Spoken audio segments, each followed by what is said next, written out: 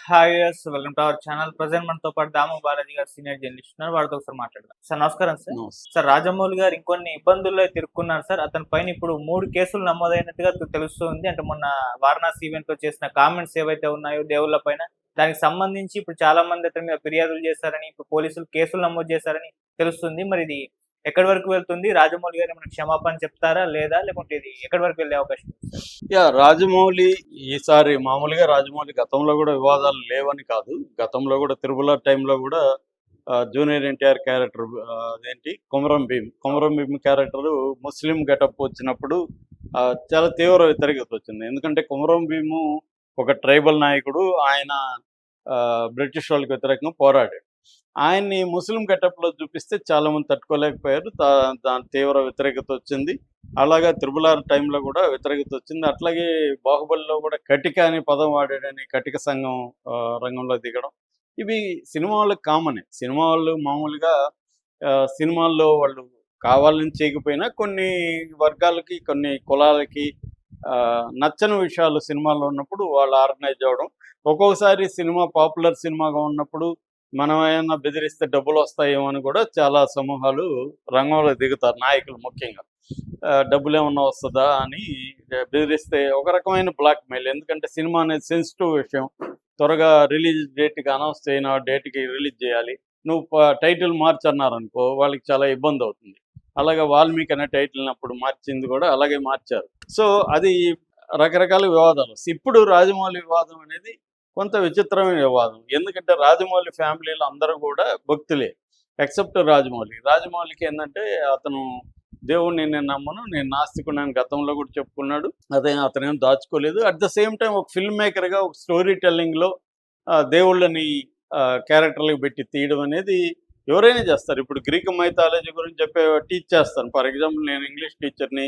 నేను Greek mythology teach చేస్తాను. గ్రీకులో దేవుళ్ళ గురించి చెప్తాను.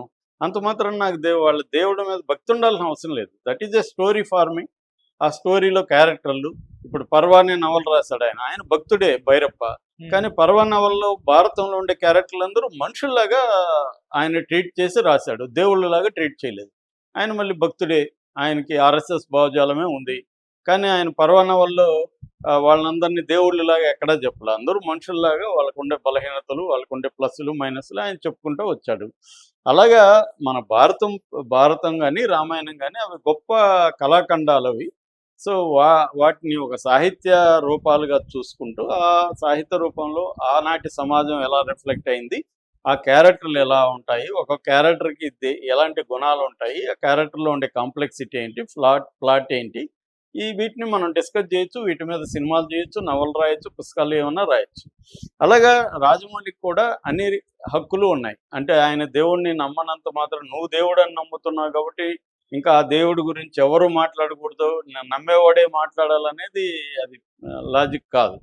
అలాగా రాజమౌళి దీంట్లో రామాయణ అంటే మన పురాణాల్ని లేకపోతే రామాయణ క్యారెక్టర్‌లని తీసుకొని దీన్ని సైన్స్ ఫిక్షన్‌కి జోడించి ఒక ఆయన సినిమా వంటకం ఏదో తయారు చేశాడు.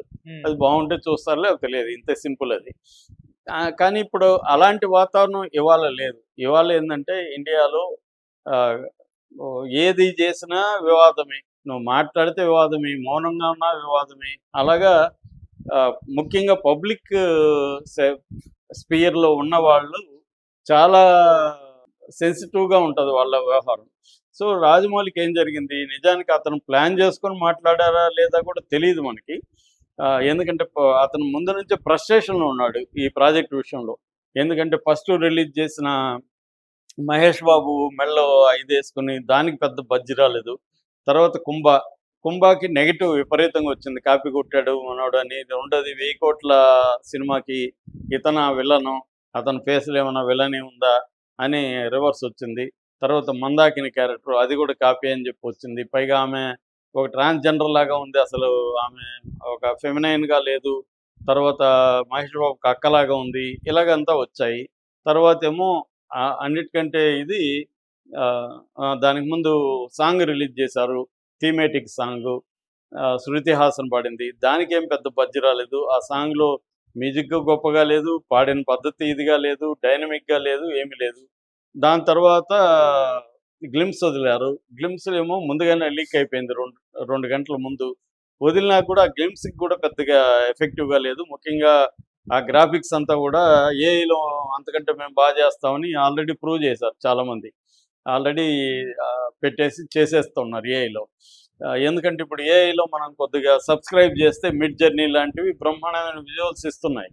సో ఎందుకంటే ఏఐలోనే సినిమాలు తీస్తున్నారు. ఆ మధ్య మనల్ని అందరినీ కూడా ఏఐలో నమ్మించారు. అమ్మాయిలు బూతులు మాట్లాడే స్టాండప్ కామెడీ దాదాపు అందరూ బిగినింగ్‌లో నమ్మిన వాళ్ళే. అది లేడీస్ నిజమైన అమ్మాయిలే అనుకోని విమర్శించిన సందర్భాలు. అంతగా ఏఐ కన్విన్సింగ్‌గా ఇవాళ వచ్చేసినప్పుడు 'బాహుబలి' విజువల్స్ అంత ఎఫెక్టివ్‌గా లేవు. దాని తర్వాత మహేష్ బాబు ఇంట్రో అయితే మరీ ఏదో థర్డ్ గ్రేడ్ సినిమాలో హీరో ఇంట్రడక్షన్ లాగా ఉంది తప్ప ఒక 1000 కోట్ల సినిమాలో ఇంట్రడక్షన్ లాగా లేదు. ఎందుకంటే ఆయన బోయపాటి శ్రీను వండర్ఫుల్గా చేస్తాడు దీంతో ఇంత డబ్బులు ఏమి పెట్టకుండానే.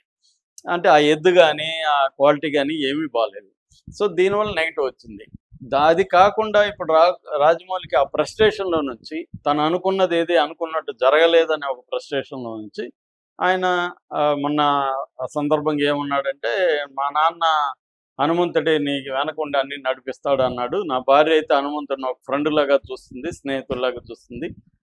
ఇప్పుడు వీళ్ళిద్దరూ పూజించే హనుమంతుడు ఎందుకు మా నాన్న ఇట్లా చేశాడు" అంటే డీటెయిల్ వాళ్ళు డ్రోన్‌లో ముందు రోజు ఫుటేజ్ తీశారు రిహార్సల్స్. అందులో నుంచి అది లీక్ అయిపోయింది. దీన్ని ఎందుకు హనుమంతుడు ఆపలేదు అన్నట్టుగా ఒక మాట అనడం. దాని తర్వాత నేను దేవుడిని పెద్దగా నమ్మను. కానీ రాముడి గెటప్‌లో మహేష్ బాబుని చూస్తే నాకు గూస్ బంప్స్ వచ్చాయి. ఇవి చెప్పాడు. నిజానికి మామూలుగా అయితే ఈ రెండిట్లో కూడా పెద్దగా ఏమీ లేదు. మనం కూడా చాలా సార్లు ఇప్పుడు నేను దేవుడిని నమ్మను అనుకోడు. మా వైఫ్ నమ్ముతుంది, లేకపోతే మా ఇంట్లో వాళ్ళు నమ్ముతారు. మరి మీరు నమ్ముతారు కదా! మిమ్మల్ని ఎందుకు మీ వాడొచ్చి కాపాడలేదని చాలా సార్లు నేను కూడా అంటాను. అది సరదాగా తీసుకుంటాం. వాళ్ళు పోరా అనుకోని వాళ్ళ పనిలో వాళ్ళు ఉంటారు. కానీ ఇక్కడేమైందంటే ఇప్పుడు పబ్లిక్ దీనివల్ల రెండోది నువ్వు రాముడి కాంటెక్స్‌లో తీస్తున్న వల్ల, మూడోది ఇక్కడ ఉన్న కాంటెక్స్ట్ ఇవాళ మన దేశంలో ఉండే కాంటెక్స్ట్ ఏందంటే ఏది పబ్లిక్‌గా ముఖ్యంగా పబ్లిక్ ఫిగర్‌లు మాట్లాడినా నోరు జాగ్రత్తగా ఒళ్ళు దగ్గర పెట్టుకొని మాట్లాడాల్సిన పరిస్థితి. ఎందుకంటే ప్రతిదీ వివాదం అయిపోతుంది. ప్రతిదానికి ఎవడో ఒక మనోభావాలు దెబ్బతినేస్తాయి. అలాంటివి ఒకటి జరుగుతున్నాయి. కాబట్టి రాజమౌళి లాంటోళ్ళు జాగ్రత్తగా మాట్లాడుండాలి. కాకపోతే ఆయన ఏమన్నా ప్లాన్ చేసుకొని ఇలా మాట్లాడాడని డౌట్ కూడా వస్తుంది. ఏదేమైనా ఇప్పుడు దీనివల్ల 3 కేసులు ఆయన మీద పెట్టారు. 3 కేసుల్లో ఒకటొచ్చి పాపులర్‌గా ఉన్న కేసొచ్చి రాష్ట్రీయ వానర సేన అనే అది ఉన్నట్టు కూడా ఇప్పటివరకు ఎవరికీ తెలీదు. వాళ్ళు ఏమి యాక్టివిటీలు చేశారో, వాళ్ళ గోల్ ఏంటో మనకైతే తెలీదు. కానీ ఇప్పుడు వాళ్ళు రంగంలోకి దిగి సరూర్ నగర్‌లో రాజమౌళి మీద ఒక కేసు పెట్టారు. అట్లాగే ఎద్దు నందీశ్వరుడు కదా! నందీశ్వరుడు మీద మహేష్ బాబుని ఎలా కూర్చోబెడతారు అని ఇంకొక హిందూ సంఘం కేసు పెట్టిందంట. అది కూడా విచిత్రమే. అట్లాగే బాహుబలి ఏదో వచ్చింది కదా! అది ఇంటర్నల్ వారా? Eternal war. Baahubali the eternal war అని యానిమేషన్ ట్రైలర్ రిలీజ్ అయింది కదా! దాంట్లో ఇంద్రుడితో బాహుబలి ఫైట్ చేస్తాడంట. అది నచ్చలేదంట. ఇది విచిత్రంగా ఉంది. ఇంద్రుడితో ఫైట్ చేసే సినిమాలు కొన్ని వందలు ఉంటాయి మనకి. ఇప్పుడు ఎందుకు వీళ్ళకి నచ్చలేదు తెలీదు. దాని మీద ఒక కేసు పెట్టారు. అంటే ఈయన హనుమంతుడిని తిట్టాడని ఒకటి, తర్వాత నంది మీద మహేష్ బాబుని కూర్చోబెట్టాడని 2, ఇంద్రుడితో బాహుబలి యుద్ధం చేస్తున్నాడని 3 కేసులు పెట్టారంట. నిజానికి ఈ కేసుల వల్ల రాజమౌళికి వచ్చే నష్టం లేదు, లాభం తప్ప. పబ్లిసిటీ మరింత పెరుగుతుంది. సో ఓవరాల్‌గా ఈ మొత్తం ఇష్యూలో నిజమైన హిందువులకి ప్రాతినిధ్యం వహించే బీజేపీ కానీ, ఆర్ఎస్ఎస్ కానీ, లేకపోతే మెయిన్ స్ట్రీమ్ విహెచ్పి ఇట్లాంటి మెయిన్ స్ట్రీమ్ సంఘాలు ఎవరు కూడా దీన్ని అబ్జెక్ట్ చేయట్లేదు. పైగా రాజమౌళి వాళ్ళ ఫాదర్‌కే బీజేపీ రాజ్యసభ సభ్యత్వం ఇచ్చింది. కాబట్టి బీజేపీ వాళ్ళ ఫ్యామిలీలోనే బీజేపీ ఉన్నట్టు లెక్క. కాబట్టి రాజమౌళికి మెయిన్ స్ట్రీమ్ హిందువుల నుంచి ఏమీ రాలేదు.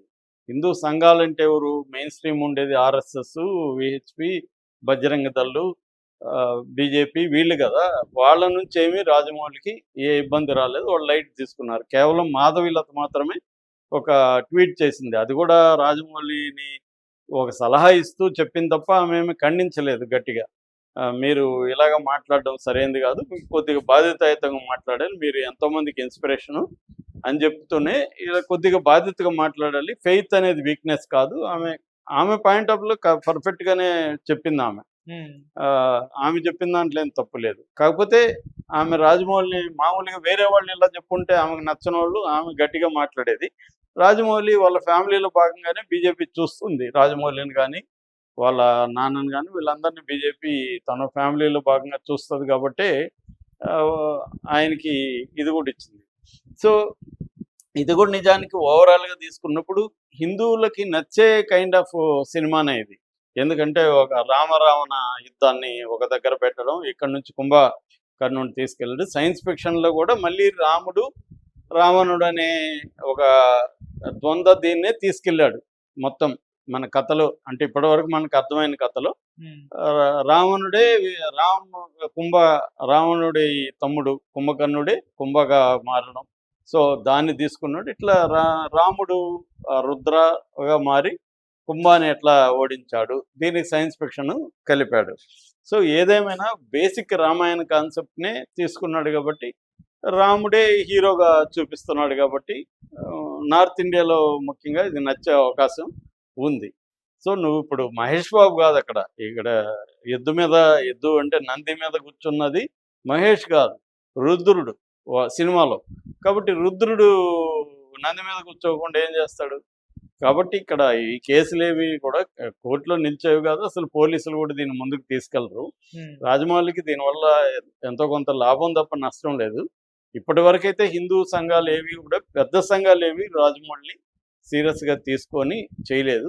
కాకపోతే రాజమౌళి దీని మీద ఏమైనా ఎక్స్ప్లెనేషన్ ఇస్తాడా అనేది చూస్తున్నారు. కొంత పెద్దదైతే రాజమౌళి కూడా వచ్చి ఎక్స్ప్లెనేషన్ ఇచ్చే అవకాశం. నా ఫ్రస్ట్రేషన్లో నుంచి బాధలో నుంచి నేను ఒక హనుమంతుడి గురించి ఒక నెగిటివ్గా మాట్లాడలేదు. ఒక బాధతో అంటే నేను చాలామంది అడుగుతారు కదా, నేను నీకు ఇన్ని పూజలు చేశాను, అన్ని పూజలు చేశాను, నువ్వు నాకెందుకు చేయలేదని. మనకి పురాణ కాలం నుంచి పాటలు అన్నీ ఉన్నాయి. రామదాసు రాముడిని తిట్టలేదా? నువ్వు ఎవడబ్బ సొమ్మని తీసుకెళ్ళావు, లేకపోతే ఎవరితో ఉన్నావు, నన్ను వదిలేసాను. భక్తులు దేవుణ్ణి తిట్టడం అనేది ఎప్పటి నుంచో మన హిందూ సంస్కృతిలో అది కూడా భాగమే. భక్తులు కూడా నిందిస్తారు దేవుళ్ళని. దేవుళ్ళకి కూడా తెలుసు భక్తులు వాళ్ళు కోరుకున్నట్టుగా జరగకపోయినప్పుడు నిందిస్తారని. కాబట్టి ఇవన్నీ హిందూ మైథాలజీలో పార్ట్ అండ్ పార్సల్. కాబట్టి విత్ ఇన్ ద హిందూ మైథాలజీలో చూసినా కూడా రాజమౌళి చేసింది ఏం తప్పు కాదు. తనకి అనుకూలంగా, ఎందుకంటే ఇద్దరు హనుమాన్ భక్తులు ఇక్కడ ఉండి మరి ఇట్లాంటిది ఎట్లా చేశారా మీరని వాళ్ళ భార్యని వాళ్ళ నాన్నని నిలదీసినట్టుగా, హనుమంతుడు ఎందుకు చేయలేదని. కాబట్టి అదేమీ ఆయన్ని హనుమంతుడు నిందించినట్టు కాదు. అట్లాగే తనకి దేవుడి మీద నమ్మకం లేకపోతే నమ్మకం లేదు. ఇప్పుడు బలవంతంగా ఎవరిని దేన్ని నమ్మమని చెప్పలేం కదా మనం. వాళ్ళకి నమ్మకం ఉంటే ఉంటుంది, లేకపోతే లేదు. మనం నమ్మే వాళ్ళని అవమానించడం కరెక్ట్ కాదు. అట్లాగే నమ్మని వాళ్ళని కూడా ఫోర్స్ చేయాల్సిన అవసరం లేదు. మన రాజ్యాంగంలోనే సెక్యులరిజం అనేది ఉంది. దేవుణ్ణి నమ్మచ్చు, నమ్మకుండా ఉండే హక్కు కూడా మనకి కాన్స్టిట్యూషనే ఇచ్చింది. కాబట్టి రాజమౌళి ఏ రకంగా తప్పు చేసినట్టు కాదు, కానీ ఇవాళ ఉన్న కాంటెక్స్ట్లో ఆయన కూడా ఇంకొంత జాగ్రత్తగా ఉండాలి, ముఖ్యంగా ఇలాంటి సినిమా తీస్తున్నప్పుడు. Okay sir, thank you so much.